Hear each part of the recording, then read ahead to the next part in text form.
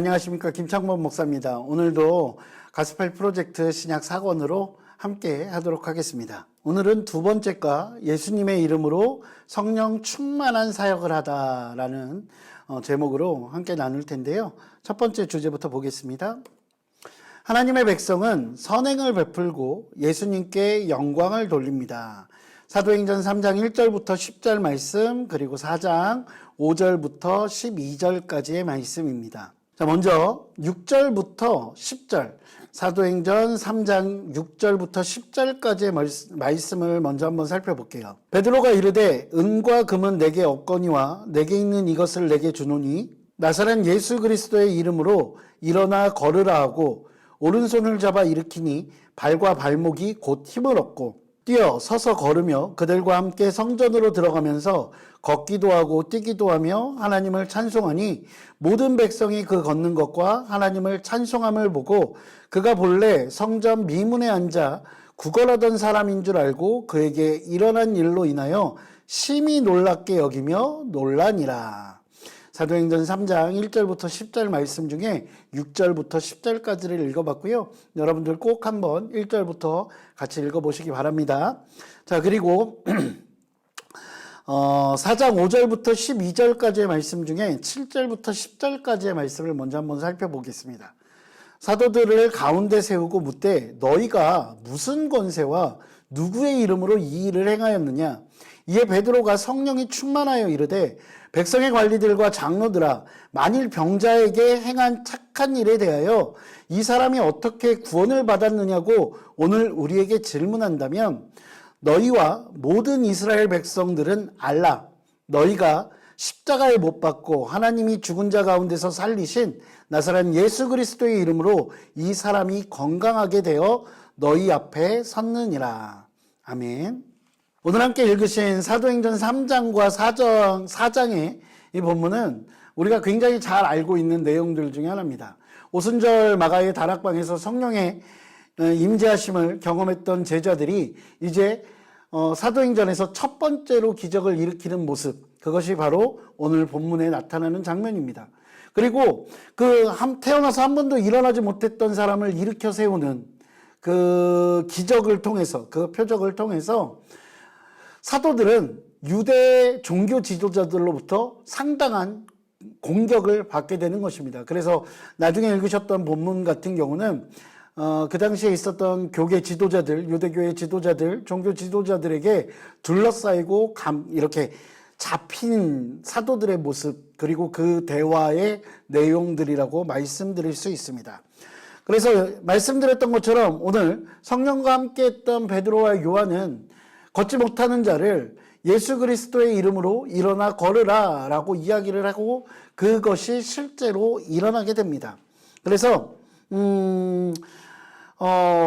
베드로와 요한은 많은 사람들 앞에서 그 놀라운 일을 일어나게 함으로써 예수님께서 이 땅에서 기적을 일으키시고 많은 사람들에게 복음을 전하셨던 것처럼 다시 베드로와 요한도 예수 그리스도의 가르침을 많은 사람들에게 전할 수 있는 계기를 갖게 되는 것입니다.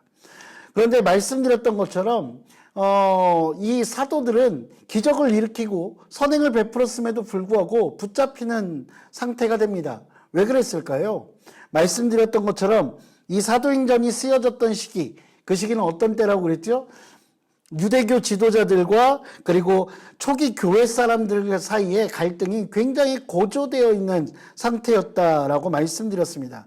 그래서 많은 기득권을 잡고 있었던 사람들이 이 제자들을 붙잡아서 이 제자들에게 많은 질문을 던지는 그런 상황이라고 말씀드릴 수 있습니다. 그런데 이 제자들을 잡은 그 사람들이 어떤 사람들인지 여러분들 한번 오늘 본문을 앞에서부터 쭉 읽어보시면 굉장히 재밌습니다.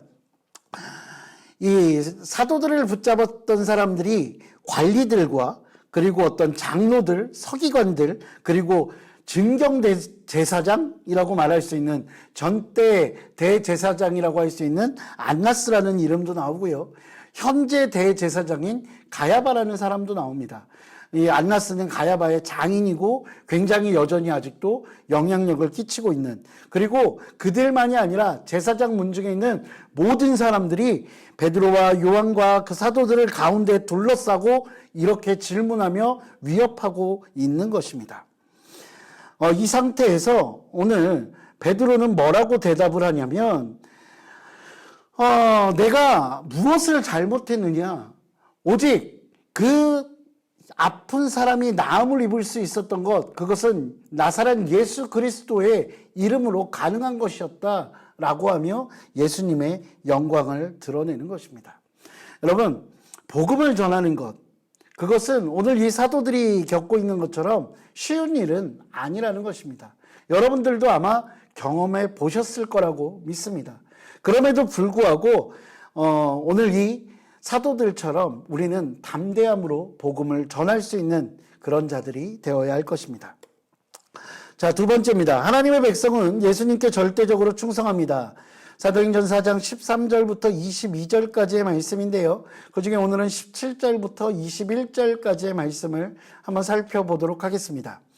이것이 민간에 더 퍼지지 못하게 그들을 위협하여 이후에는 이 이름으로 아무에게도 말하지 말게 하자 하고 그들을 불러 경고하여 도무지 예수의 이름으로 말하지도 말고 가르치지도 말라 하니, 베드로와 요한이 대답하여 이르되 하나님 앞에서 너희의 말을 듣는 것이 하나님의 말씀을 듣는 것보다 옳은가 판단하라. 우리는 보고 들은 것을 말하지 아니할 수 없다 하니, 관리들이 백성들 때문에 그들을 어떻게 처벌할지 방법을 찾지 못하고 다시 위협하여 놓아주었으니, 이는 모든 사람이 그 된 일을 보고 하나님께 영광을 돌림이라. 아멘. 여러분들 함께 읽으셨던 이 성경의 내용을 보시면 이 현재의 상황들을 알 수 있으실 거라고 생각이 듭니다. 사도들은 유대교와 로마의 지도자들로부터 예수 그리스도를, 그리고 예수님의 가르침을 다른 사람들에게 전하지 말라라고 협박을 당하고 압박을 당하고 있습니다. 그리고 그 가운데서 그들의 말을 어긴다는 것은 자칫 잘못하다가는 가혹한 처형을 받을 수도 있는 상황이었습니다. 실제로 그 당시에 그런 일들이 되게 많았고요. 이 관리들은 성전의 안정과 치안을 지키기 위해서 많은 병사들을 데리고 있었습니다. 그런 상황에서 니네 그들의 예수 그리스도의 말씀을 전하면 안 돼, 이야기를 하면 안 돼 라고 이야기하는 그들의 말을 거부하는 사도들, 그 사도들은 쉬운 결정은 아니라고 할 수 있을 것입니다. 이처럼 복음을 증거하고 그리고 복음을 전하는데, 그리고 예수님의 가르침을 전하는 것, 그리고 증인의 삶을 살아가는 것, 그것들을 하는데 많은 어려움들이 있다고 말씀을 드렸습니다. 그리고 제자들은 그 어려움들을, 그 압박을 다 이겨냈다라고 말씀드렸죠. 저와 여러분들이 함께 보고 있는 이 가스펠 프로젝트는 이 제자들의 모습 가운데 그 모든 것들을 이길 수 있었던 방법, 그 방법으로 세 가지를 이야기합니다. 첫 번째 무엇이죠? 예수님께 시선을 고정한다는 것입니다. 제자들이 그 협박과 압박을 이길 수 있었던 것, 그것은 환경과 상황을 바라보지 않고 예수님을 바라보고 있다는 것입니다. 예수님을 바라본다는 것은 무엇이냐면 예수님께서 과연 누구신지 정확하게 알고 있다라는 것입니다. 저들의 협박과 압박이 무섭고 두렵지만 그들로부터 우리는 충분히 이길 수 있다라고 할 수 있는 것, 그것은 바로 예수님께서 살아계신 하나님의 아들이시기 때문입니다. 그것을 바라보고 있는 제자들은 많은 지도자들의 그 협박이 두렵지 않았던 것 같습니다. 자, 그리고 두 번째, 하나님의 공동체 안에 모임을 가져야 한다라고 이 책은 이야기하고 있죠. 여러분, 모임의 중요성에 대해서는 아무리 강조해도 부족함이 없을 것 같다라고 생각이 듭니다.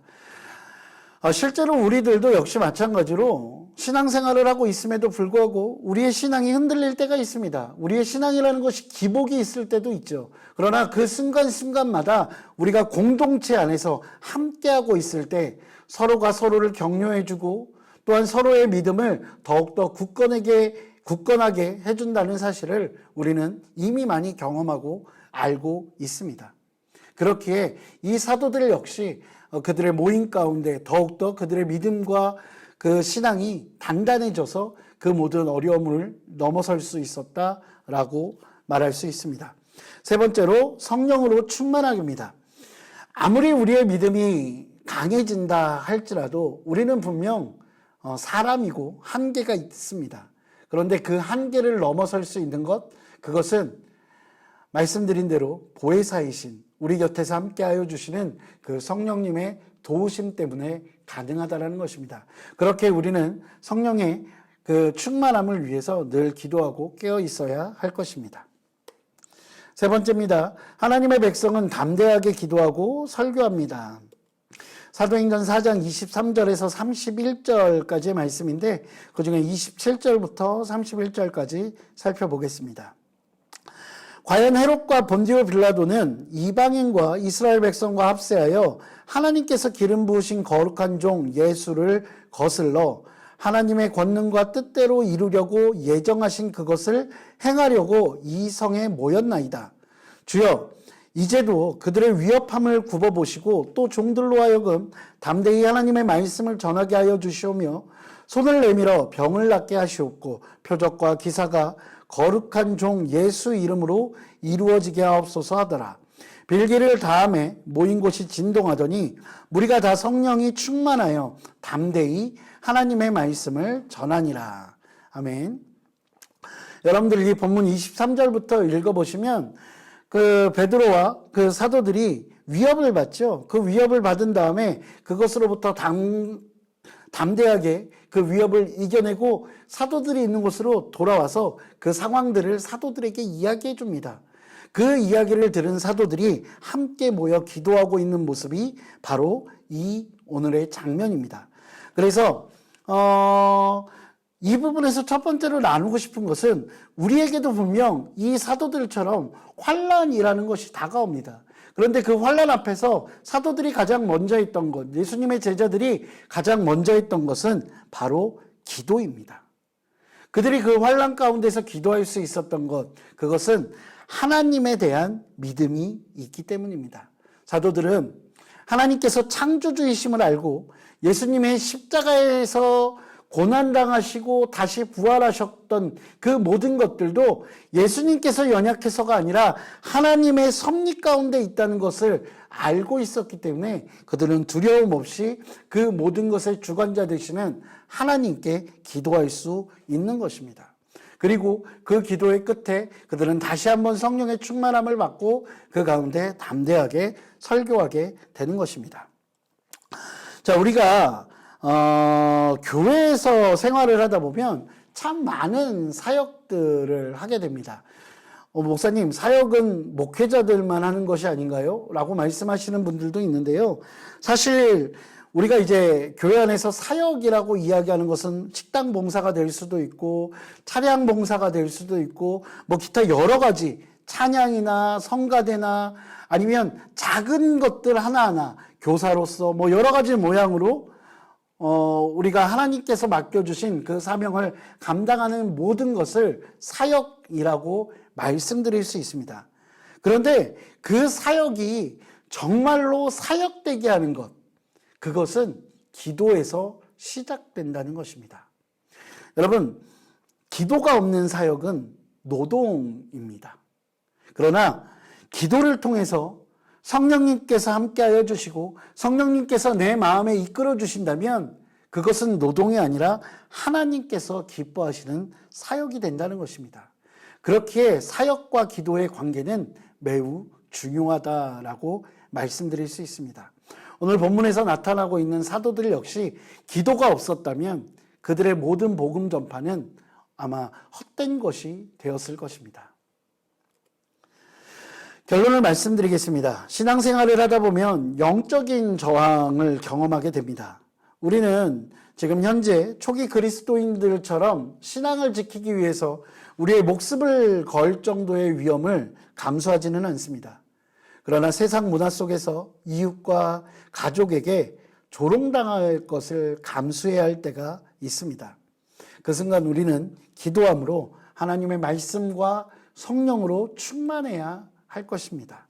성령님은 우리로 담대하게 나아가서 승리할 수 있도록 이끌어 주십니다. 하나님의 계획과 우리의 사명 살펴보겠습니다. 하나님은 우리에게 초기 그리스도인들의 본을 따라 담대하고 은혜롭게 복음을 선포하고 도움이 필요한 사람들을 위해 사역할 것을 명하십니다. 일상 가운데서 선행을 베풀고 그를 통해 예수님께 영광을 돌리는 그런 삶을 살아야겠습니다. 담대함으로 복음을 전하고 그 가운데 주저하지 않는 그런 삶을 살겠습니다. 모든 사역에 앞서 하나님께서 허락하시는 능력과 담대함을 구하는 그 기도를 우선 하겠습니다. 다 같이 기도하겠습니다. 사랑과 은혜가 풍성하신 아버지 하나님, 주님 감사합니다. 우리를 긍휼히 여기시고 또한 우리 가운데 은혜 베푸시기 원하셔서 우리에게 성령님을 보내주시고 성령과 함께 나아갈 수 있도록 인도하여 주시니 감사합니다. 하나님, 우리가 세상 가운데서 성령이 이끄시는 그 모든 사역을 감당함에 있어 하나님, 우리의 힘과 능을 의지하는 것이 아니라 오직 기도 가운데 성령의 능력을 의지하게 하여 주시었고, 아버지 또한 그 능력을 통해서 담대함으로 세상과 맞서 싸워 이겨낼 수 있도록 주께서 인도하여 주시옵소서. 아버지 하나님께서 허락하신 그 사역들을 감당함에 있어 때로는 지칠 때도 때로는 넘어질 때도 있습니다. 그 순간마다 주님께서 베푸시는 위로와 주님께서 베푸시는 평안, 그리고 성령의 그 기쁨이 우리의 마음을 사로잡게 하여 주시고 그 가운데 하나님 기뻐하시는 그 모든 사역을 감당하는 우리 귀한 믿음의 권속들 될 수 있도록 주께서 인도하여 주시옵소서. 주님 감사합니다. 이 모든 말씀 우리 주 예수 그리스도 이름으로 기도합니다. 아멘. 할렐루야. 오늘 준비한 내용은 여기까지입니다. 그러면 다음 시간에 또 뵙도록 하겠습니다. 감사합니다.